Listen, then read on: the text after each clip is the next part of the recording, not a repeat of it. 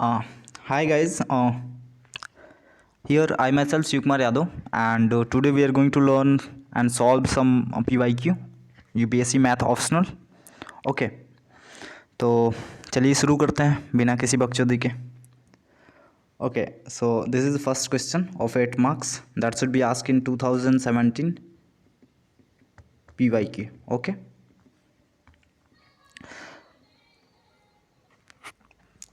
So what I know about this question, this was one of the easiest question of 2017. Okay, so find the equation of the plane that should be parallel to this plane at a distance of 2 from it. तो ये plane की equation है. अब हमें कह रहा है कि एक प्लेन की इक्वेशन फाइंड करी जो इस प्लेन के पैरेलल हो. Okay, at a distance of 2. तो प्लेन की इक्वेशन कैसे लिखते हैं? सिंपल सा, हम किसी भी प्लेन की इक्वेशन कैसे लिखते हैं? कोफिशिएंट को सेम लिखते हैं और जो कांस्टेंट होता है वहाँ पे क्या लिखते हैं? मतलब ये तो 3x होगा, 3x minus 2y plus 6z. मतलब this is parallel to the given plane. After that we will write k is equal to 0. So this is a plane that should be parallel to the given plane. Okay, okay, so this is the plane. After that इस plane और given plane में distance क्या है? 2. तो simple जो class 10th में हम पढ़ते थे कि दो लाइंस के बीच में डिस्टेंस का formula. Okay, so here k minus 8 mod, after that square of a square plus b square plus c square. Here a and b and c, that is the coefficient of the given plane. Coefficient of x y z means dr of that vector, that plane. 3 2 and 6 इन सब का square 3. ठीक है, 9 4, 3 का square क्या हो जाएगा 9, 4 और 2 का स्क्वायर क्या हो जाएगा 4 और 6 का स्क्वायर क्या हो जाएगा 36. ओके, तो बहुत ही सिंपल, हमें केवल डिस्टेंस का फॉर्मूला यूज़ करना है. यहाँ आप सॉल्व करोगे के की दो वैल्यू मिल जाएगी. हो गया. अगर आपको के की वैल्यू मिल गई तो ये तो सेम था क्योंकि पैरेलल प्लेन है, आपको केवल के की वैल्यू पुट करनी है. So this is the 2 parallel plane. Okay, अब देखिए जो प्लेन है एक्चुअली में वो प्लेन कैसा होगा? कुछ ऐसा होगा.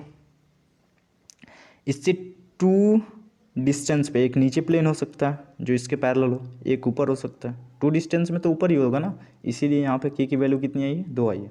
अब बताइए what we have to do in this question? Nothing, simply use the formula of distance in between this 2 planes और equation of parallel plane. Okay, so we are going to have a look in this. Okay, second question, it was also very easy, 10 marks. So you know what is the importance of 10 marks in mathematics. Okay, so state the केले Hamilton theorem.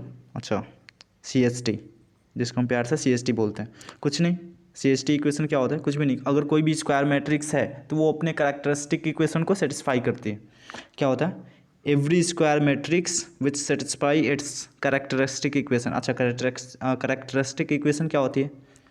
Mod या फिर determinant a minus lambda i that is equals to 0. ये आपकी characteristic equation होती है. ठीक है, आप कोई भी मैट्रिक्स ले लीजिए, इसको आप वेरीफाई कर दीजिए simply. After that you have to find the value of lambda. कोई भी मैट्रिक्स आप ले सकते हो. इसने कौन सी मैट्रिक्स लिया? एक सिंपल सा मैट्रिक्स लीजिए 1 0 या फिर 1 1 1 0 0 0 0 0 0. ओके, ये मैट्रिक्स लीजिए, वेरीफाई कर दीजिए, बात खत्म. ओके, आप कोई भी मैट्रिक्स लेके वेरीफाई कर सकते हैं. ठीक है, अब देखिए नेक्स्ट क्वेश्चन क्या कह रहा है. ये तो आप समझ रहे ना, CST, कोई भी स्क्वायर मैट्रिक्स होगी वो अपने कैरेक्टरिस्टिक इक्वेशन को सेटिस्फाई करेगी. कैरेक्टरिस्टिक इक्वेशन होता क्या है एक्चुअली में? a minus lambda I mod that is equal to 0, जो एक मैट्रिक्स देता है. ओके, अब देखिए नेक्स्ट क्वेश्चन कह रहा है कि we have to find the value of a inverse, जो कि बहुत बार पूछ चुका है कि आप by using this CST we have to find the a inverse और inverse of any matrix. Okay, तो बहुत ही सिंपल है. जब आप कैरेक्टरिस्टिक इक्वेशन फाइंड करोगे तो वो इक्वेशन होगी AQ minus 2a plus I. Okay, that is equals to 0. तो आपको यहाँ से हमें a इनवर्स फाइंड करना है. देखिए हमने इसमें a इनवर्स से मल्टीप्लाई कर दिया, ये क्या बन जाएगा? a square. ओके, ये क्या बन जाएगा आई, क्योंकि A into A inverse that's become I, और ए क्यूब में अगर ए इनवर्स से करोगे तो स्क्वायर हो जाएगा। ओके, जो यहाँ पे आई है, आई क्या हो जाएगा, I into A inverse that is A inverse. Okay, simply हम क्या करते हैं, जो भी कैरेक्टरिस्टिक इक्वेशन होती है उसमें हम ए इनवर्स से मल्टीप्लाई करते हैं, ठीक है। अब by using that some doing some manipulation what we have to find the A inverse. Okay, तो सिंपली हमने ए इनवर्स से मल्टीप्लाई किया, उसके बाद देखिए ये तो आपका आई हो जाएगा, जहाँ पे ए इनवर्स मिल गया, तो ये हुआ a square minus 2i plus a inverse that is equals to 0। हाँ, तो यहाँ से आपको ए इनवर्स मिल गया that is equals to 2i plus A square, ठीक है, बस हो गया। आपको ए इनवर्स मिलना था, मिल गया। अब यहाँ पे आप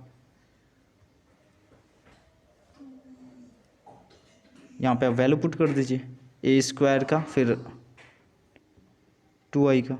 ओके, तो आपको ए इनवर्स मिल जाएगा। तो मेरे ख्याल से इसमें कुछ नहीं करना है, अगर आपको थोड़ा सा बस बेसिक नॉलेज है ना, देन आप आराम से कर सकते हो।